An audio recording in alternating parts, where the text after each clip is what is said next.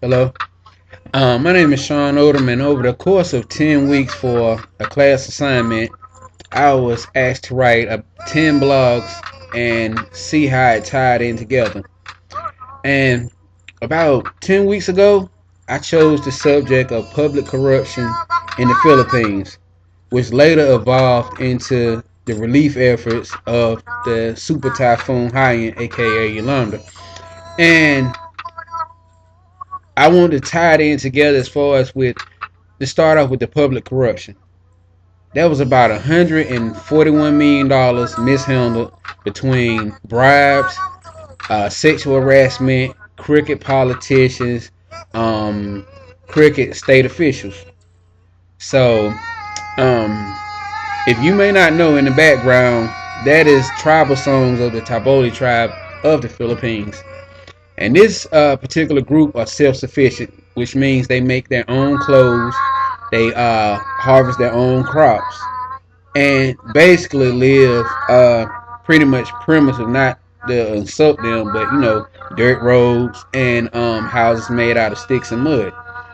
And this particular group, when the hurricane hit, I don't know the actual numbers, but this would be a prime example that would need any amount of that 141 million because I'm pretty sure during the relief efforts they were the hardest hit areas, and also not only hardest hit, hardest to rescue. And as we know, this hurricane, there were over 4,000 deaths and over 3.9 million citizens affected.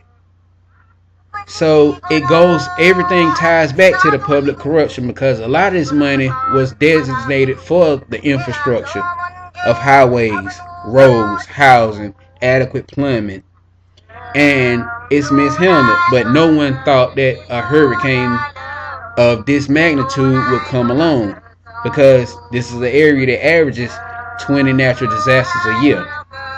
So, well, a long time ago, the infrastructure should have been in place because if you're having 20 a year, you should be well prepared as far as with evacuation plans, rescue relief.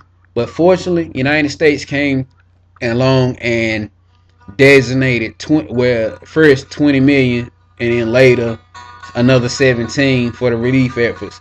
But because of the poor infrastructure, it took them a while to come on land. They was on a base. On the side for maybe a couple of days or so, and then the helicopters had to come in and drop food.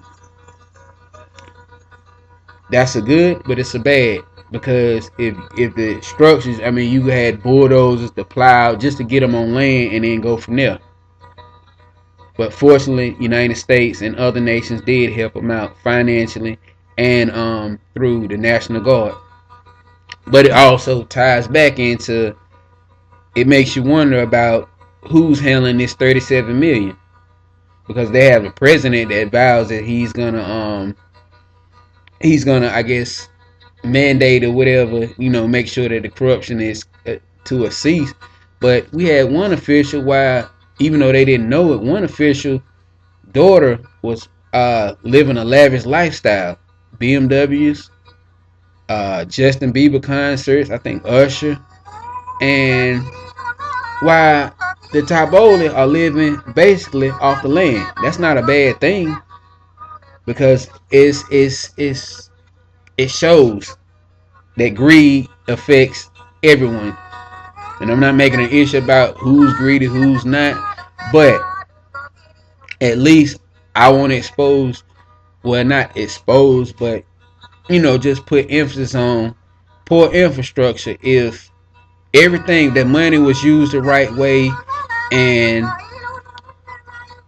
everything was pretty much in order, that death toll would have been a lot lower, maybe, and then the relief effort would have been a lot faster.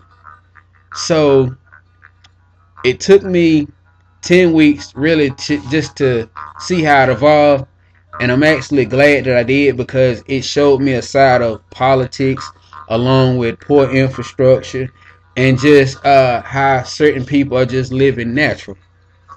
That's my part, and I thank you for listening to me.